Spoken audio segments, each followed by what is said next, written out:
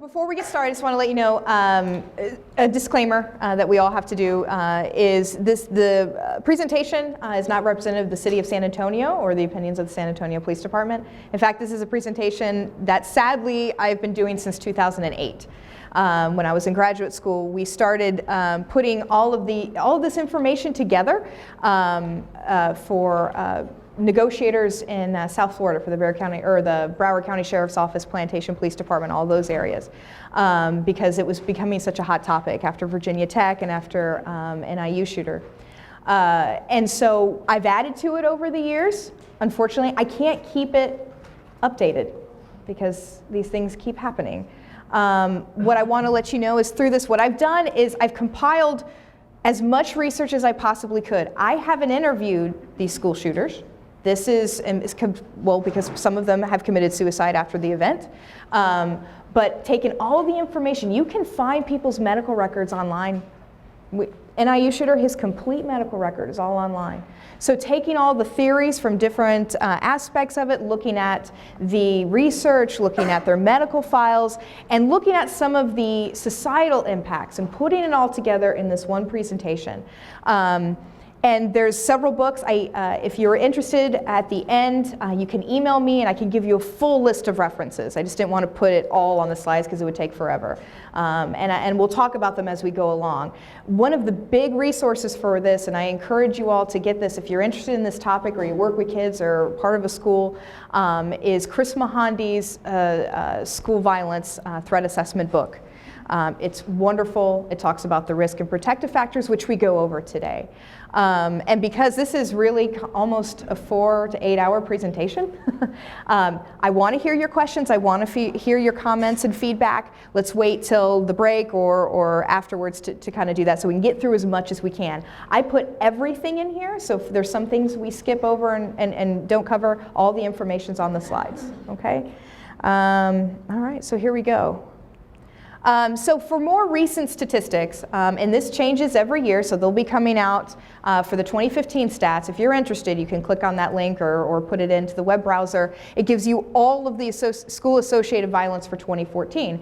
And it's important to look at because I think what we hear in the news, this is more prevalent, right, that this is on the rise. When we look at stats, school mass shootings haven't really increased over time.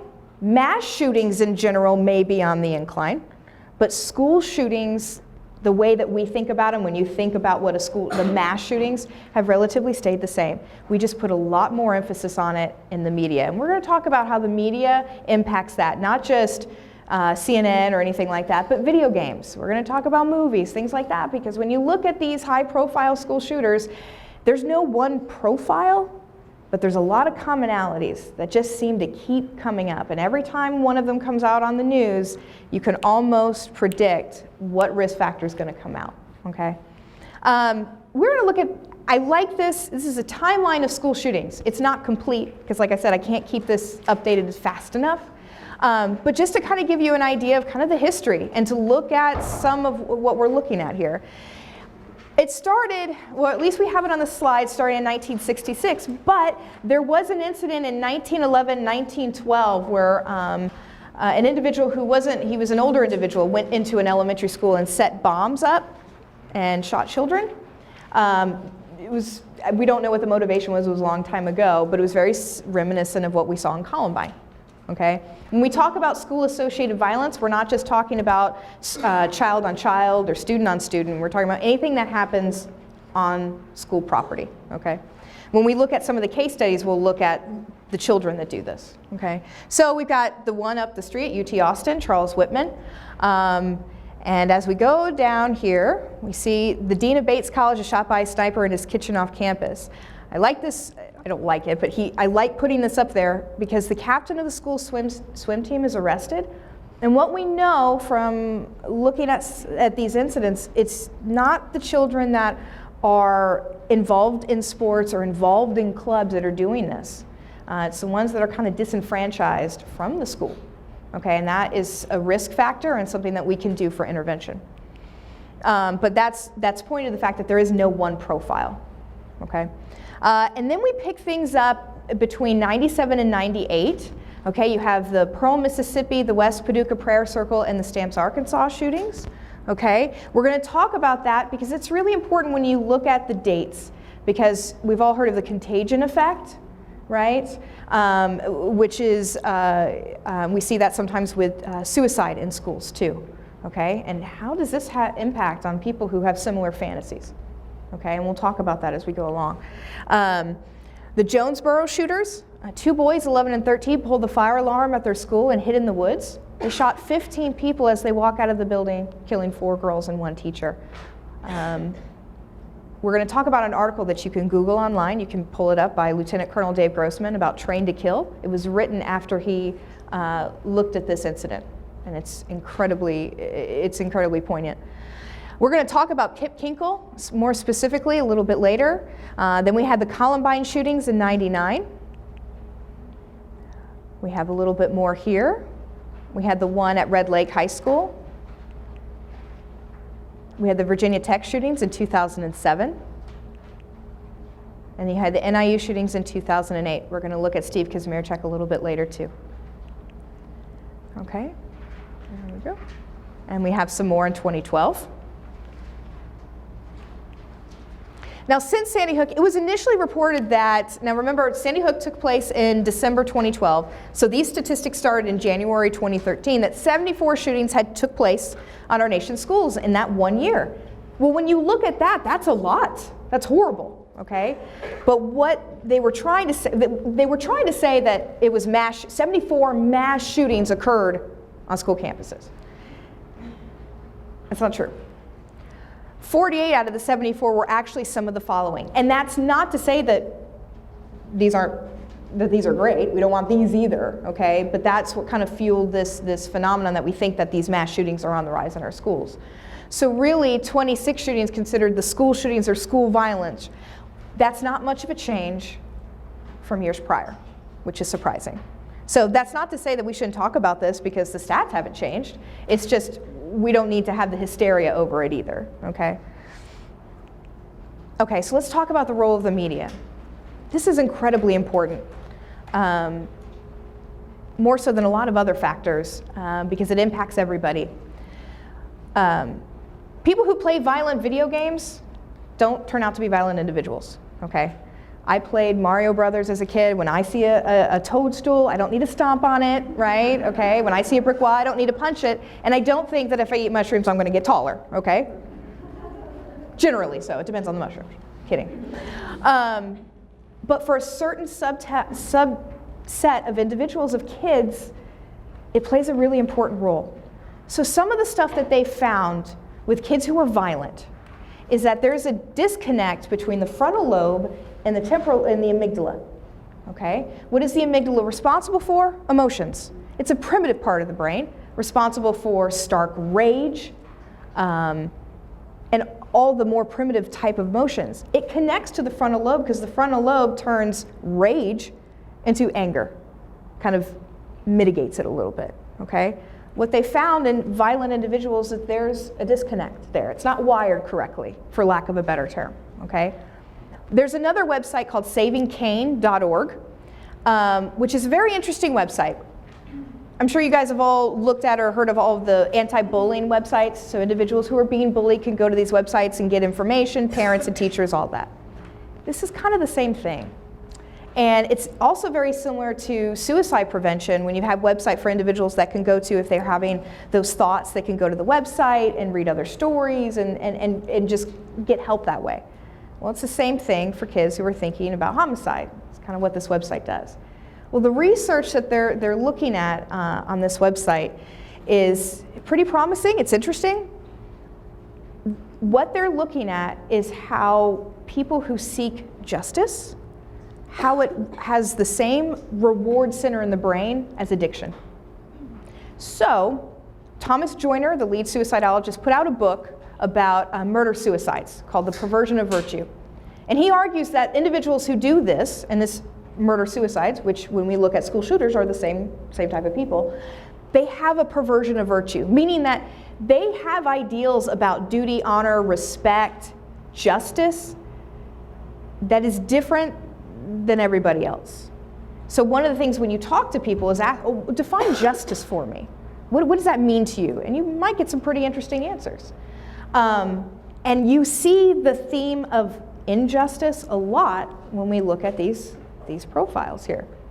So then, if that's the case, if we're looking at individuals who have a perversion of justice, and we think that there's that disconnect there between the frontal lobe and the anger centers, and they get kind of an addiction type high off of seeking revenge, seeking justice, that's an interesting phenomenon. So, and I'll argue, and some people may disagree with this, when people say that this isn't a mental health problem, I have no idea where they get that from. You're right, the stats show that people with mental illness are more likely to be the victim of violence. Absolutely. But the people that do this, there is something going on. Psychology is a study of behavior. Behavior is linked to where? The brain. We know that there are brain mechanisms that aren't connected the way that they need to be, okay? So how is this not a mental health problem? Personality disorders are still in the DSM. That's still a mental illness. You'll see that some of these individuals are going into that antisocial type personality. We'll look at Elliot Rodger. You look at him and you listen to him talk, he may be one of the most dangerous narcissists we've ever seen, right? So we'll look at that as we go along, but some of the research is really indicating now that we're getting better at fMRI imaging and looking at that, we're finding more of the brain pathways that are responsible for this. Does that mean that person is not responsible for their own behavior? Right, they still should be held responsible, right? Okay, just because there is that, but now we know a little bit more about why it happens, okay? So the role of the media, so then take that individual, what we just described, okay? What does the media do whenever there's an act of violence, especially school shootings or terrorist attacks or whatever? It is on the news 24/7. And when we look at how they broadcast things like, and I used Cho after Virginia Tech, they showed his manifesto video over and over and over again. I mean, it was on 24/7. So it glamorizes that violence a little bit, okay? It also, they put a lot of attention on the perpetrators, which makes sense because we want to know why they do what they do. So we look into it, right? I mean, look at after the San Bernardino shooters, they were already in their house within a few hours looking at the stuff, right? So the reporters are going a little haywire, okay, a little bit on this topic here, but they do a lot of attention on that. So what that does, though, is it stimulates others with similar fantasies. They're now doing more research into what we know now as the Columbine effect. When you look at a lot of these people, if you look at their writings, what they're posting online, they talk about repeating Columbine. So it stimulates other people with similar fantasies. And then, in a way, it gives kind of a permission-giving function. Because if you have a child who has that type of disenfranchisement from school, maybe at home, okay, they don't feel like they're connected, which we'll see with Kip Kinkle, right? And they see all this attention that someone else is getting for what they're doing, and they feel the same way, it's a recipe for disaster, right? Unless people aren't talking about it with them. So let's look at the role of video games. Like I said, when we look at all these risk factors and protective factors, if you just take one risk factor, that doesn't mean obviously that the person is going to be the violent individual, okay? But you take them all together, it's just one more click off the threat assessment sheet. So people who play violent video games don't turn out to be violent individuals, okay? Plenty of people play Call of Duty and there's no problem, okay? But when we look at the role of video games, the value is placed on high body counts. The more people you kill, the higher your score. If you go to YouTube, and this is disturbing, you can find video games that they're trying to put out where you are a first-person shooter, you have to kill as many students as you can in the school, and the whole goal is for you to get on top of the roof of the school and commit suicide before the police officers get there. That's a video game that they're trying to promote, and people will buy it. So there's a value placed on high body counts. We'll talk about improved killing efficiency. I played Mario Brothers, I played Duck Hunt, okay, with that silly plastic gun, right? And how you would cheat is you go up to the screen and, you know, move it around, right? So it wasn't very realistic, but the ones today, when you're looking at it, it's amazing. You know, when I first met my husband, he would play Halo a lot. I'd pop popcorn and sit down and watch, because it was like watching a movie. There was like so many, there's a background to the story, to the characters. You're like, wow, what character development. So they've gotten better at that. And for some, it does improve killing efficiency. And then of course there's that bridge between fantasy and reality, because these kids aren't playing it for 1 hour a day. This is all they're doing. So if you have fantasies, okay, about this stuff, and you're engaging in violent video game play, you're playing it over and over and over and over again. It kind of cements that a little bit, and it increases the motivation for violent acts. So there's a wonderful article from Lieutenant Colonel Dave Grossman, and you can Google this, Train to Kill. You can download it. It's free. And it's, if you have kids, I read this. I have a 3-year-old and a 20-month-old. So when my youngest son, Everett, turns 2, I won't say he's 26 months or 24 months, but for right now he's 20 months. I read this because I do all this research on it anyway, and it was very poignant, especially if you have kids, okay? So the American Academy of Pediatrics had to put a task force together, and they found that killing is unnatural. I bet you didn't know that. And so they found out that children don't naturally kill. It's a learned skill. So we had to put a task force together to put together the obvious. We have to do that, okay? So if kids don't naturally kill, where do they learn it? Well, they learn it from violence in the home and or abuse. But when you look at some of these high-profile school shooters, they don't come from abused backgrounds. But they also learn it through violence and entertainment media, okay? And Grossman compares it to military history. Okay, in World War II, they found that only 15 to 20% of riflemen could actually fire at an exposed enemy soldier, and that number rose to 55% in the Korean War and 90% by Vietnam. Why? Because our training got better. You can't you can't do it naturally, right? You have to. It's a learned skill. Okay. Now there's some argument there that there's some people that get a high off of it, and you got the antisocials that are extreme and everything like that. But for the most part, it's a learned skill. And so they train that, okay? So what he then asserts is let's compare violent video games or violent media in general exposure to what goes on in the military. So when the military is desensitization and brutalization via boot camp starting about 18 years old, for the most part, right, give or take. In children, look at exposure to media violence at 18 months. There's an inability, obviously, to distinguish between reality and fantasy, and I'll give you a silly example. And it was around 18 months that my oldest, Ben, when he was 18 months, hashtag Mother of the Year on this one, okay? He was playing, and I had Family Guy on in the background. He wasn't watching it. I don't let my kid watch Family Guy anymore.